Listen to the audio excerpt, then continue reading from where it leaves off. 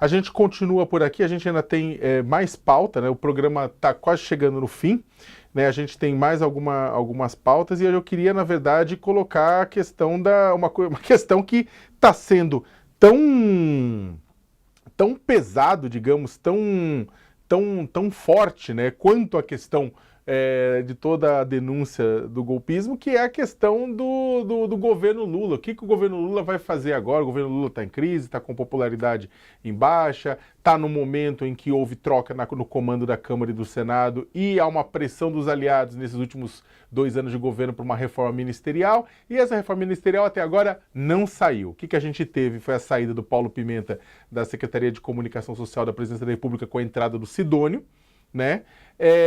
Foi a grande mudança, na verdade, nesse processo inteiro, né? A questão é o que o Lula vai fazer de agora em diante, né? Tanto para mudar o governo, quanto para recuperar a popularidade. Inclusive, eu vou fazer, acho que provavelmente uma pergunta para cada um nesse sentido, né? Começar pelo Matheus, né? Tem uma matéria aqui do UOL, até pedi para o pessoal mostrar, o Lula deve trocar Padilha, Alexandre Padilha, né, por outro nome do PT por falta de opção ao centro, né? O Alexandre Padilha é ministro-chefe da Secretaria de Relações Institucionais, que é responsável pela articulação do governo Lula com o Congresso, né? E ele deve ser movido, a ministra Nízia Trindade deve sair da saúde, deve dar lugar para Alexandre Padilha, que é médico, e havia a expectativa da Secretaria de Relações Institucionais ficar com o nome fora do PT. E aí, segundo a apuração, né, aqui do UOL, da Carolina Nogueira, do Felipe Pereira e Lucas Borges Teixeira, a falta de um nome, de uma opção ao centro que ficasse nesse posto, vai acabar mantendo dentro do PT, e a possibilidade, fala-se de nomes como o do líder do governo na Câmara, José Guimarães, que tem bom trâmite, inclusive, com o grupo do Arthur Lira. Pichonelli, como é que você vê essa dança de cadeiras? Como é que você vê? Por enquanto, é claro, é especulação, a única pessoa que sabe o que vai acontecer é o Lula, e talvez nem ele saiba por enquanto o que vai acontecer ainda, né? Tá tentando construir isso, né? O fato é que esperava-se uma redução do PT na esplanada, né? Com essa reforma.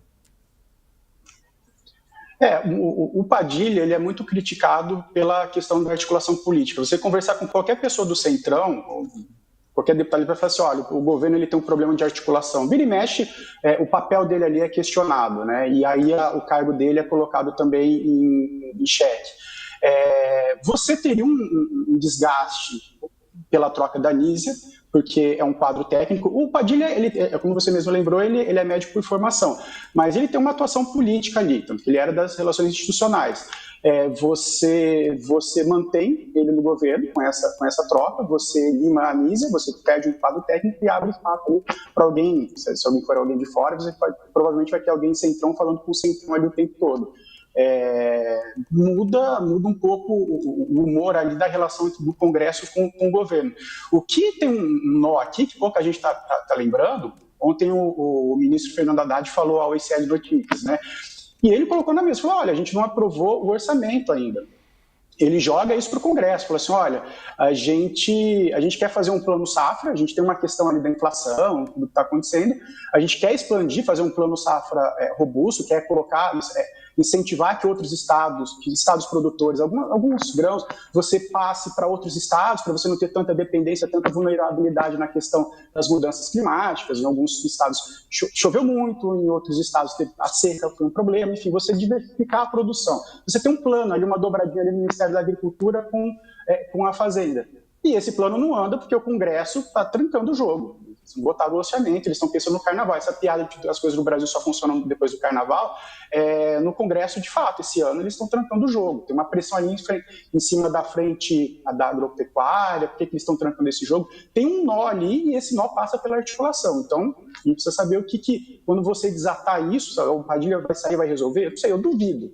Sabe? Não é uma coisa que você resolve ali trocando uma peça ali. Então, mas que ali tem um nó, porque isso, a popularidade do presidente Lula hoje, ela é corroída por questões econômicas. A oposição, ela tem uma mudança de estratégia que eu não sei se vai ser permanente ou não, que ela deixa a pauta de costumes um pouco de lado e vai atacar a questão da economia. Olha, o ovo está caro, me prometeram picanha e não tem picanha. Tem uma indústria de memes ali que pega, tanto que a popularidade dele é a pior nos 3 mandatos. Né? Então tem uma questão ali que é chave. Eu vou até aproveitar, desculpa estar cortando aqui, eu vou cortar vocês dois, que a gente tem mais 2 minutinhos, né? Mas eu quero passar exatamente esse último ponto para o Beto comentar.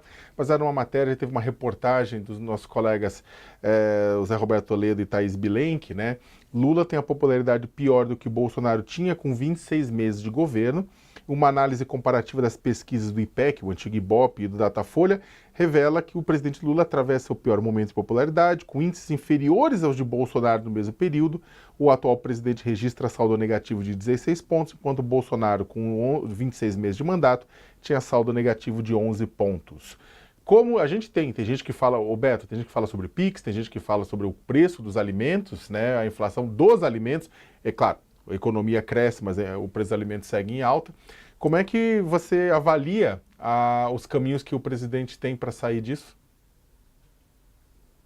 Eu achei muito interessante a comparação que o Toledo fez, eu assisti, e ele vai mostrando como essa curva muda ao longo do tempo, e ele mesmo recorda que o Bolsonaro, mesmo estando lá embaixo com a aprovação no ano eleitoral, utilizando-se da máquina, conseguiu depois terminar com uma situação muito melhor. Isso quer dizer aquilo que o Vicente Mateus dizia, né? Quando a gente fala de política, funciona melhor que nunca, o ex-presidente do Corinthians. O jogo só acaba quando termina.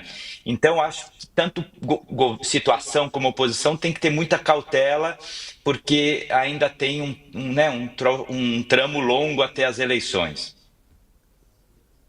Agora, o que eu acho que o governo Lula e o presidente conseguiram, Léo, de forma muito rápida? Se você está mal da saúde, você vai no médico e ele fala 4 coisas.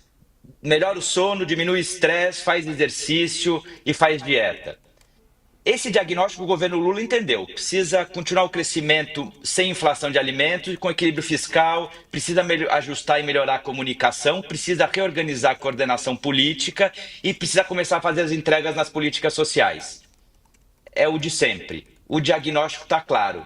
A gente vai conseguir seguir as recomendações do médico com que eficiência? Até que ponto a percepção desse diagnóstico o governo vai conseguir traduzir em ações concretas? É isso que a gente vai ver nos próximos meses. Eu queria agradecer muitíssimo a presença tanto do Beto Vasques, professor da Escola de Sociologia e Política de São Paulo, agradecer ao Matheus Pichonelli, jornalista Matheus Pichonelli também, sempre presente aqui no UOL, e agradecer a todo mundo que nos acompanhou até agora. Beto, bom dia para ti, agora quase boa tarde já, obrigado pela presença. Bora pro bloquinho, Léo. Um abraço, Matheus, Léo, audiência. Amanhã tem bloco do UOL, olha o merchan gratuito, mas só para avisar o pessoal que acompanha, né? Então bora e tantos outros blocos legais hoje em São Paulo e amanhã. Quem não é de São Paulo, vem e aproveite. Boa tarde, Matheus, tudo de bom e muito obrigado. Obrigado, até a próxima. E um obrigado também para a nossa audiência, né? O pessoal que nos acompanhou até agora. Temos novamente no final da tarde às 17 horas o All News segunda edição deste sábado. Então vá para o bloco de carnaval, mas volte para assistir a gente, ou pelo menos ligue, né? Pelo celular, acompanha lá de onde você estiver para se manter muito bem informado e divirta.